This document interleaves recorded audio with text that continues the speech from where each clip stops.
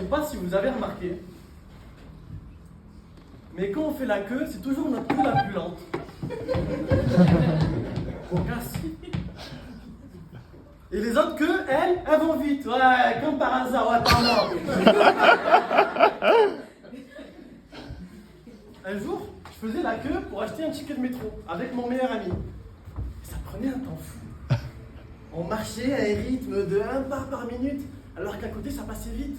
Alors je dis à mon ami, bon, ça prend trop de temps, viens, on décale, on va à côté. Et mon ami me répond, pardon. Tu me demandes de cesser de marcher? Tu me demandes d'abandonner ce que j'ai entrepris? Alors moi, je voulais juste gagner un peu de temps, hein, mais il continue. Mais pour qui tu te prends? T'es qui? T'es qui alors qu'il est? Me demander de cesser de marcher alors que dans la vie, c'est soit tu marches, soit tu crèves.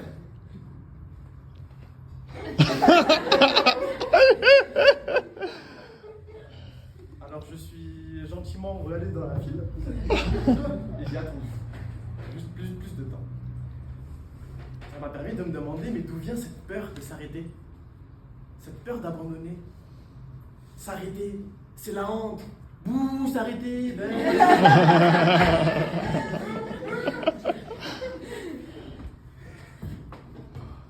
S'arrêter, c'est abandonner.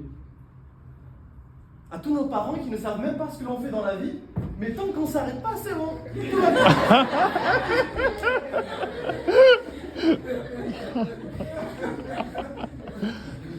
Chez mes parents, moi, s'arrêter, c'est impossible. Ça n'existe pas.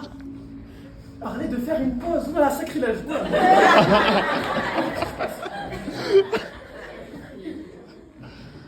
Faire une pause dans ses études, une année sabbatique, c'est impossible, c'est mort. Devinez qui a fait une année sabbatique. Eh ouais, j'aime le risque. Et lorsque j'ai annoncé à mon père que je faisais une année sabbatique, il est arrivé, il m'a dit, voilà, qu'est-ce qui se passe ici là? Ça y est, 22 ans, tu fais ta crise d'adolescence. Tu sais, toi, tu peux la faire ta pause. Mais les autres, eux, ils vont continuer. Tes camarades, ils vont être diplômés. Ils vont travailler et très vite gagner de l'argent. Parce que le temps, il t'attend pas. Le temps, il court. Mais j'ai quand même décidé de faire cette année sabbatique. Cette année sabbatique, elle m'a permis d'avoir beaucoup d'expériences professionnelles, de beaucoup voyager, de m'améliorer en langue. Et à la rentrée, je pourrais postuler à une meilleure école. Mais tout ça, on s'en fout. Parce que j'ai cessé de marcher alors que les temps y courent.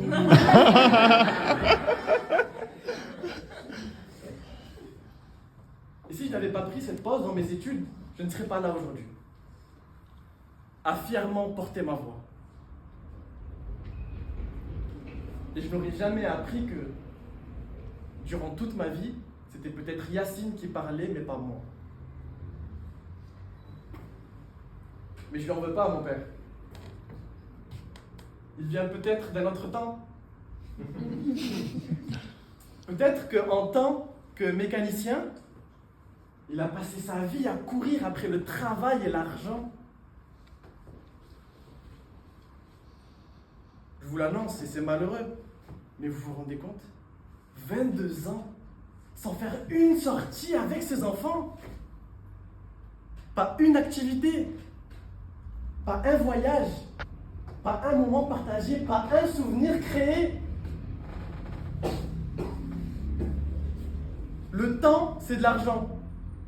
Alors lui, il a couru après l'argent et il en a fait son passe-temps. Un père présent, mais mort par sa présence. Jusqu'au divorce.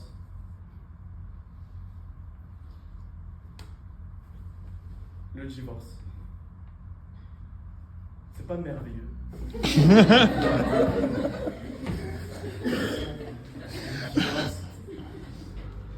Mais c'est pas la meilleure invention qui a été faite. Mais oui, le divorce, souvent associé à la tristesse, de la peine. Mais non, ça c'est ce qui précède le divorce. Le divorce, lui, n'est qu'un outil. Il est là lorsque les couples prennent une mauvaise décision. Et moi-même, j'ai toujours cru que le divorce de mes parents était un traumatisme. Mais non, il était la meilleure des décisions. Que préférez-vous? Voir vos deux parents, de temps en temps, chacun de leur camp, heureux, ou les voir tous les jours? Les deux personnes que vous aimez le plus s'entretuer devant vous.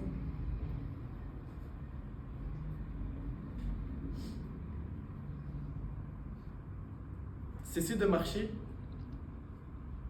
c'est sauver. Je pense à ce jour où j'étais dans la voiture avec mon meilleur ami et que dehors, à l'extérieur, il faisait un temps atroce. Une pluie extrêmement forte, un vent qui courait sur nous à 200 km/h.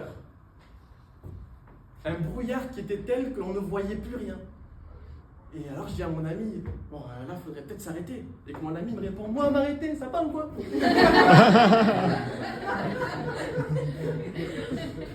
J'ai compris que s'arrêter lorsque les temps courent, c'est éviter l'accident.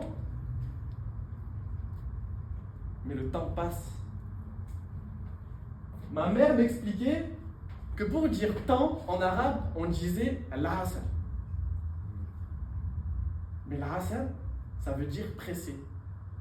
Alors je lui explique, mais je lui demande, mais maman, pourquoi est-ce que pour dire temps en arabe, on dit pressé?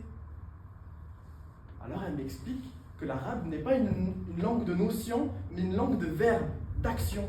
Et que pour les Arabes, la meilleure manière d'expliquer le temps, c'était pressé. Car le temps, il nous enveloppe tous, humains. Il nous enveloppe et il nous presse. Il nous presse. Et les années passent. Et tout va vite. Et on ne se rend pas compte. Et le temps, il court. Et tout va vite. Et on n'a plus le temps. Et certaines personnes vont même jusqu'à faire une course contre le temps. Mais si on sait une chose, c'est qu'à la fin, c'est toujours le temps qui gagne.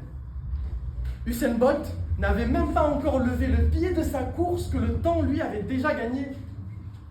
On peut courir après le temps, mais on ne rattrapera jamais le temps perdu. Par les temps qui courent, moi aussi j'ai couru. J'ai couru très vite. Puis j'ai un peu plus ralenti, je me suis mis à trottiner.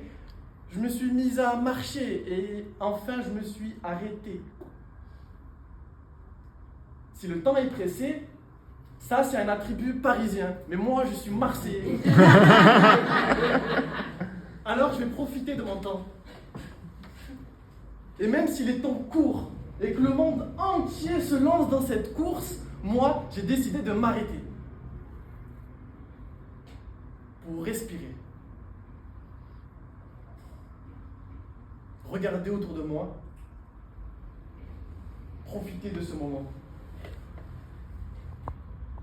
Si je me suis arrêté, c'est pas pour abandonner, c'est pour enfin exister.